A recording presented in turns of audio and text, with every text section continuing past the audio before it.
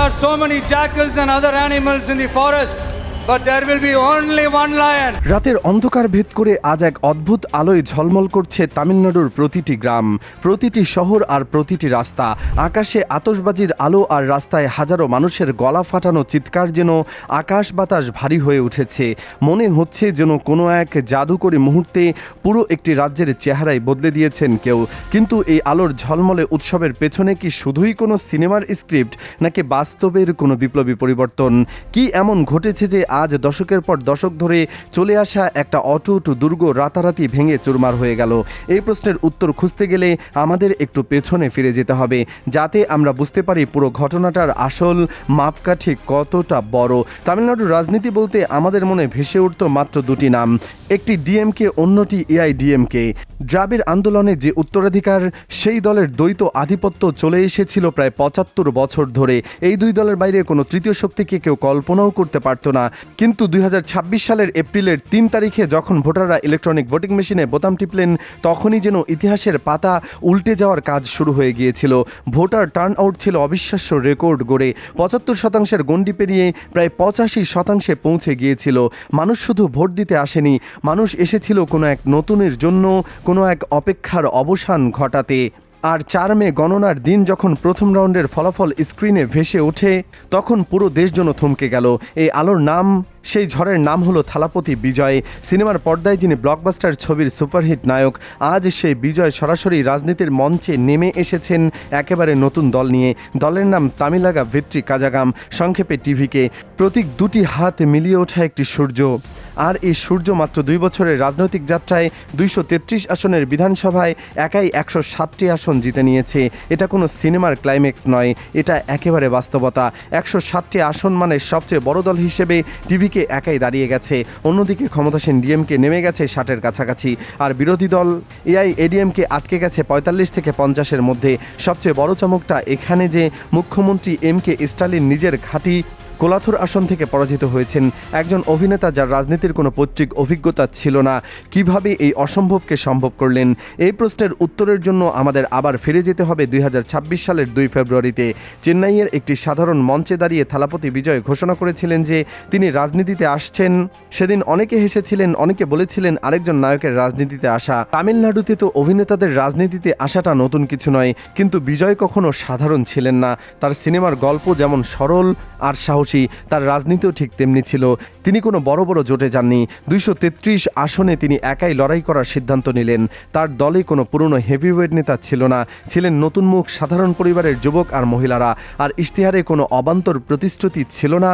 যুবকদের জন্য কর্মসংস্থান, মহিলাদের জন্য মাসে ২৫০০ টাকা, শিক্ষা, স্বাস্থ্য আর দুর্নীতিমুক্ত শাসন। এটাই ছিল তার মূল বার্তা। কিন্তু তার সবচেয়ে বড় অস্ত্র ছিল তার জনসংযোগের ধরন। বিজয় কোনো বিশাল সভামঞ্চে পছন্দ করতেন না। তিনি চাইতেন সরাসরি মানুষের কাছে যেতে, রাস্তায় হেঁটে যেতেন, ছোট চায়ের দোকানে বসে শ্রমিকদের সঙ্গে কথা বলতেন। তার ভাষণে কখনো কারো সমালোচনা বা ঘৃণা ছিল না। তিনি শুধু একটাই আশা করতেন, তিনি বলতেন আমরা একসঙ্গে তামিলনাড়ুকে নতুন উচ্চতায় নিয়ে যাব। আর সাধারণ মানুষ, বিশেষ করে যুবকরা এই নায়ককে গভীরভাবে গ্রহণ করেছিল। তারা বুঝেছিল যে এই মানুষটি সত্যি তাদের জন্য লড়ছেন। বিজয়ের যে ফ্যান ক্লাবগুলো আগে সিনেমা হলে দাপট দেখাতো, নির্বাচনের আগে সেগুলো রূপ নিয়েছিল তার দলের প্রচারের মূল শক্তিতে। তার ছবিতে যেমন নায়ক সাধারণ মানুষের পাশে দাঁড়ায়, রাজনীতিতেও তিনি ঠিক সেই একই ভূমিকায় নেমেছিলেন।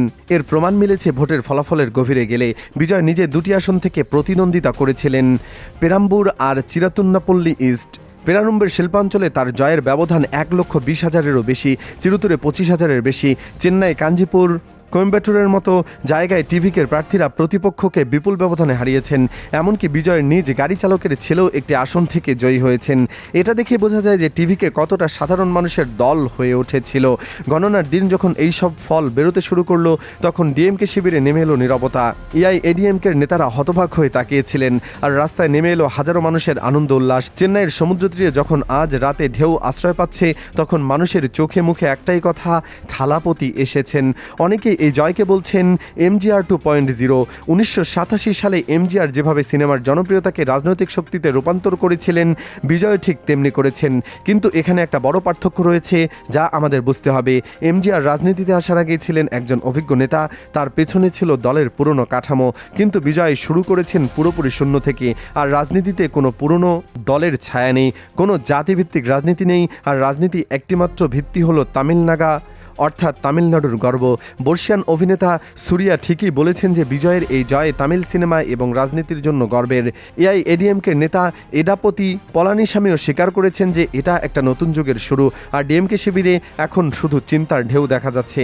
মানুষ পুরনো দলগুলোর দুর্নীতি, পরিবারতন্ত্র আর জাতিভিত্তিক রাজনীতির বিরুদ্ধে তাদের রায় দিয়েছে। এখন সবচেয়ে বড় প্রশ্ন হলো সামনে কি হতে যাচ্ছে। টিভিকে সরকার গঠন করবে কিভাবে? বিজয় কি মুখ্যমন্ত্রী হতে যাচ্ছেন? তার দলের নেতারা ইতিমধ্যে পরিষ্কার করে বলেছেন যে তারা একাই যথেষ্ট শক্তিশালী। তবে জোট করতে হলে হবে শুধু জনগণের স্বার্থে। সংখ্যাগরিষ্ঠতার জন্য তাদের হাতে আর মাত্র কয়েকটা আসনের দরকার।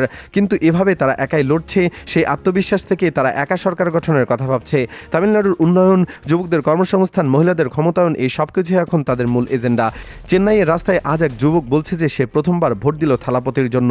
এক মহিলা বলছেন যে তার আশা পূরণ হয়েছে। আর শ্রমিকরা বলছে এবার তাদের সময় এসেছে। এই জয় শুধু তামিলনাড়ুর নয়, পুরো দেশের রাজনীতির জন্য, এবং এটা একটা বড় বার্তা। এটা প্রমাণ করে যে রাজনীতিতে নতুন মুখ আসতে পারে যদি তাদের সঙ্গে সততা থাকে আর মানুষের সঙ্গে থাকার সাধনা থাকে। থালাপতি বিজয়ের এই অভিষেকের পেছনে রয়েছে তার অসাধারণ জনসংযোগ আর সাধারণ মানুষের দৈনন্দিন সমস্যা নিয়ে কাজ করার প্রতিশ্রুতি। পুরনো আভিজাত্যের বিরুদ্ধে এটা একটা আবেগের বিপ্লব। তামিলনাড়ু আজ নতুন ইতিহাস লিখছে, তাদের নতুন সূর্য উঠছে। এখন দেখার বিষয় সেই সূর্যের আলোয় তামিলনাড়ু কতটা দূরে এগিয়ে যায় আর এই নতুন বিকল্প কতটা বাস্তবসম্মত হতে পারে।